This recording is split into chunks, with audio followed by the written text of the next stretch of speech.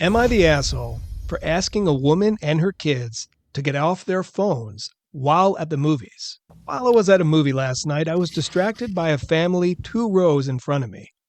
A mom, a teen son, a teen daughter, and a 7-year-old daughter.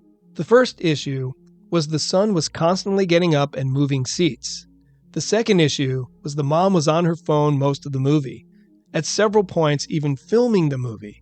The mom and her son were taking turns using their phones and then passing one of the phones to the 7-year-old who was playing games. It was super distracting, so I went up and asked the mom and her kids to get off their phones. She said she's not doing anything wrong. I said it's a movie theater.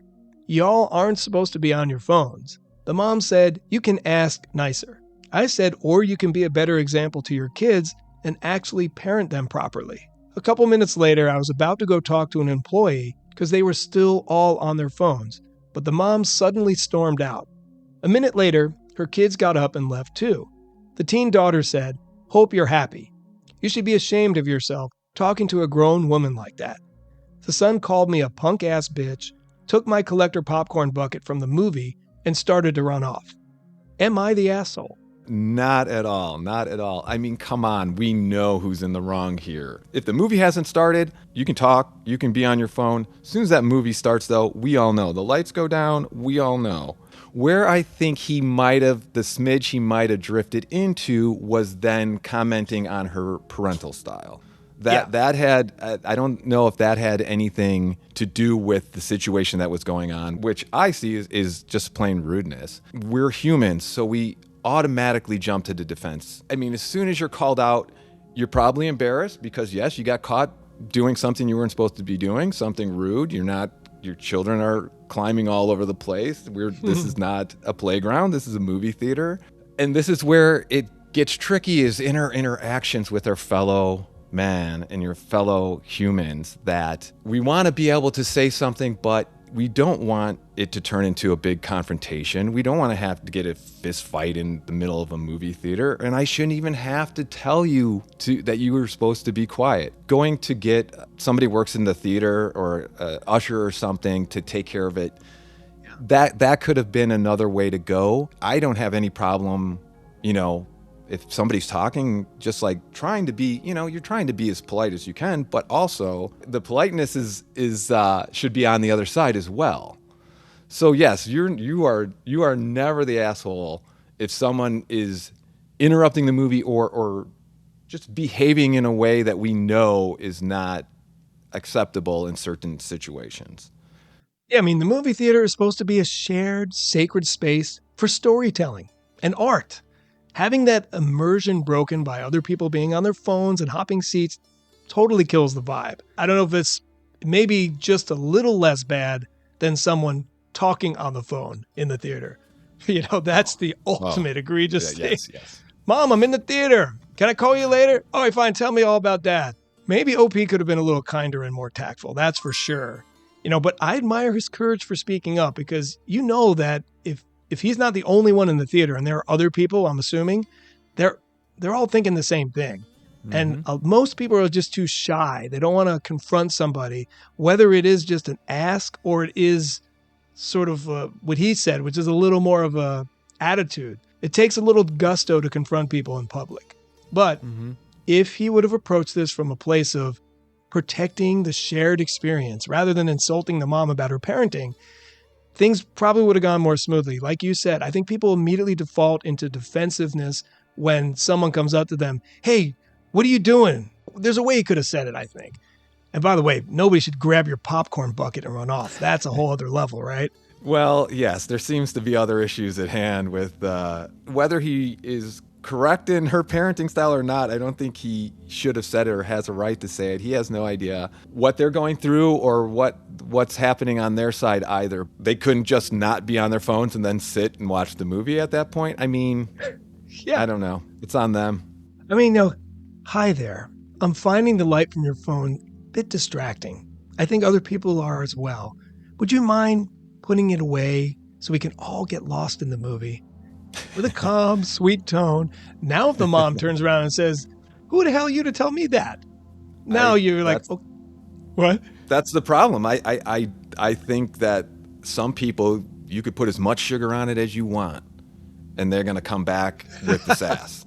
You're more important than anyone else in this theater. It's like your, main character syndrome or whatever, whatever you want to call it, where it's like you don't have any consideration for anyone else in your space, that you're the only one here. So No, that's interesting because that can be a good or a bad thing. Like, we all should be considering ourselves the main character in our life because it is our story and it evolves, and we only have our perspective. We do the best we can through empathy to imagine what another person must feel like. And that's, I think, what makes us able to relate to people, makes us a good person, to kind of see what are they going through? How can I emotionally sympathize and empathize with them?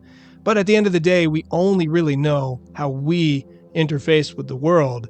So it can be a good thing to have a main character energy. It's like a confidence, the way you move into the world. Mm-hmm. However, if you, going back to that first quote I talked about, if you just see it as I'm the only person that matters and everyone else is just a NPC, right?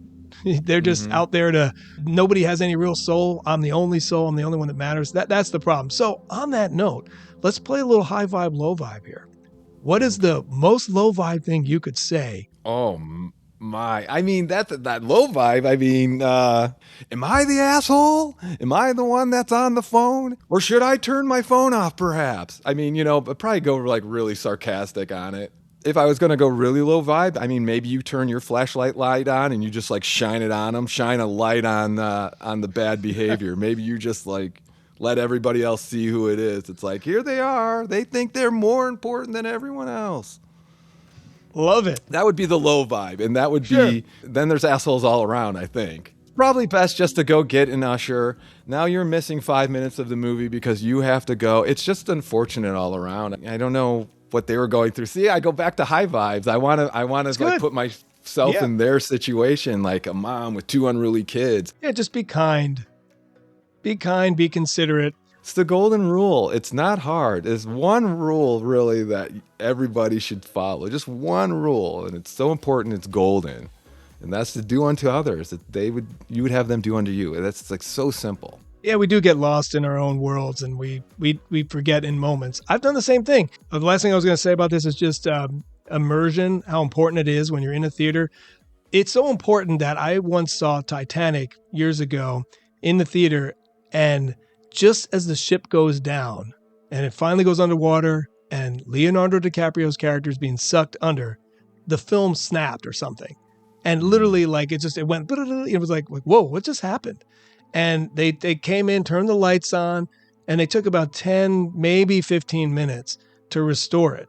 So they were saying, hey, we're going to fix this problem. You can either stay in your seat or walk in the hall, but we're going to fix it in 10 minutes. But to their credit, the first thing they did once you got out, they said, hey, we're sorry for the experience. Come get your refund. Wow. And they gave everybody a refund because it's like, yeah, you can get back into it. But when you're in the theater and you're, especially in that moment, the ship just went under. You're really invested in that. Suddenly it's like, okay, pause. Like, what? Yeah, no, that was very nice of them. Hopefully that, they, kept some customers that way. But like you're saying about immersion, it made me think of, I think there's a thing where our home theaters have become so good that we might forget that we are out in public in a movie theater because we're just used to being at home, going to get a drink or bathroom or, whatever it is. So there might be this bleed through of our home environments into the outside world and acting the same in both places. We're gonna go.